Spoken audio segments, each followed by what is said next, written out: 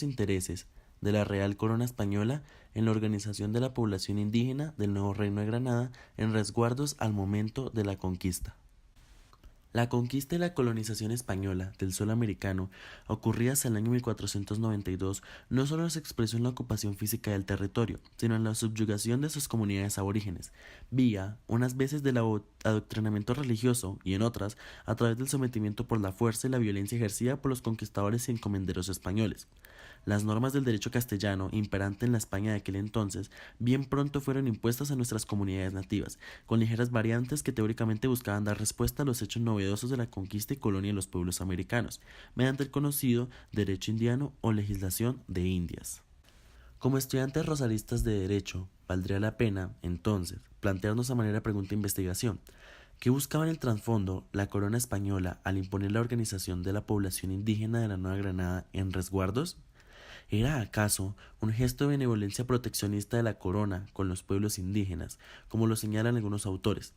¿O por el contrario, era la necesidad de garantizar la oferta de alimentos y mano de obra gratuita para las nacientes haciendas y la explotación de minas de oro y plata encontradas? Como objetivo de nuestra investigación tenemos profundizar acerca de cuáles eran las verdaderas motivaciones e intereses de la Real Corona Española al ordenar la organización de la población indígena del nuevo Reino de Granada en resguardos al momento de la conquista.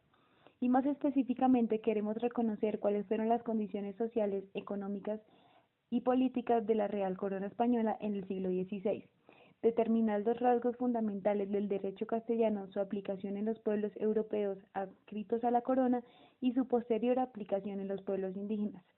También queremos estudiar en profundidad la figura jurídica de resguardo indígena, los antecedentes, su aplicación en el nuevo Reino de Granada y el impacto sobre la organización social, política, económica y religiosa. Y por último, evaluar qué tanto de la organización sociopolítica de las comunidades indígenas autóctonas como valor cultural fue incorporado en las nuevas formas jurídicas impuestas por España en el derecho indiano, tales como los resguardos, la encomienda, la mita y entre otros tantos. Justificación. El ámbito jurídico en el abordaje de la realidad indígena latinoamericana ha sido muy importante a través de los tiempos, mas no suficiente, para la comprensión holística del desenvolvimiento de los pueblos aborígenes americanos, pues existen otros dos campos no menos importantes e íntimamente relacionados con este, como lo son la tierra y la identidad.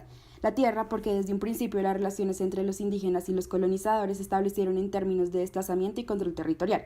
También surge la tierra como eje conceptual en la medida en que es en torno a ella que se han estructurado las políticas estatales colombianas con respecto a los indígenas, desde la conformación de los primeros resguardos en los albores de la conquista y de efectuar los primeros repartimientos de la tierra a los conquistadores españoles. La figura de resguardo, entendida como la tierra asignada a un pueblo indígena con la característica de ser comunal e inalienable, se materializó en que a los indígenas se les adscribía a sus respectivos territorios y se les aisló socialmente. La idea española de los resguardos era que presentaban una doble utilidad. Protegían nominalmente a los grupos indígenas de la usurpación de tierras y del contacto con los vecinos mestizos y blancos, y además facilitaba inmensamente el cobro de los tributos a los cuales ya habían quedado sujetos los indígenas por mandato de la corona. Tipo de investigación.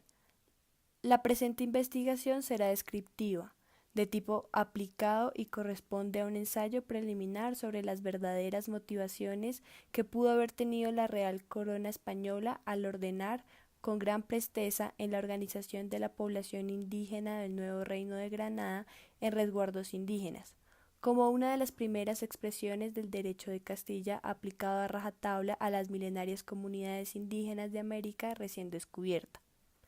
El enfoque de la investigación será eminentemente cualitativo, pues se recurrirá a la revisión documental de fuentes primarias disponibles en archivos de la época, complementada con algunas entrevistas a abogados especialistas en el tema dentro y fuera de la universidad, y a la consulta especializada de artículos científicos disponibles en revistas indexadas disponibles en las bases de datos de la universidad. Fuentes de investigación. Las fuentes primarias están constituidas por archivos de la época de la conquista y colonia de América, que se encuentran disponibles en bibliotecas, Centro de Documentación, Casa del Florero, Museo Colonial de Bogotá, UNESCO en archivos de la Corona de Aragón, Capitulaciones de Santa Fe.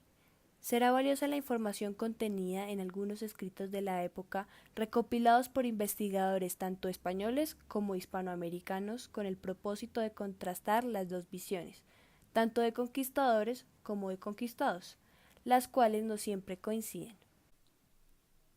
Por otra parte, en cuanto a las fuentes secundarias, hemos seleccionado inicialmente las siguientes publicaciones, a partir de las cuales se construirá el marco teórico de la investigación. La primera es La eclosión juntera en el Nuevo Reino de Granada. La segunda es Aproximación a la historia del derecho en Colombia. La tercera es Manual de Historia del Derecho Indiano. La cuarta es Los resguardos indígenas en Colombia, antecedentes de la historia colombiana. La quinta es El mestizaje como propuesta de identidad latinoamericana. Y por último, la importancia del derecho en la historia de los pueblos indígenas y memorias étnicas. La organización de la población indígena americana en resguardos obedeció a la necesidad latente en España de abastecimiento de alimentos y de mano de obra gratis en los territorios conquistados.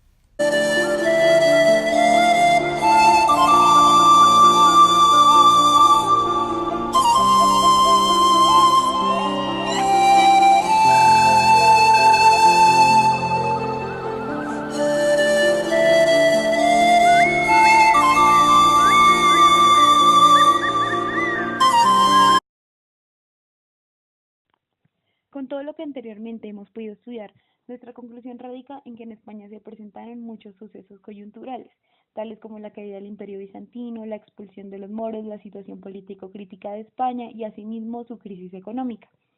Todo esto provocando que España entrara en una etapa de decadencia, en la que como respuesta querían buscar alternativas en las rutas comerciales marítimas, llegando así por suerte al descubrimiento de nuevas tierras y finalmente al descubrimiento de América, en el que la corona española tomó control tanto de las tierras descubiertas como de los indígenas que se presentaban en ellas. Aquí es donde entra verdaderamente cuál fue nuestra pregunta problema. ¿Cuál fue la verdadera intención de la corona española?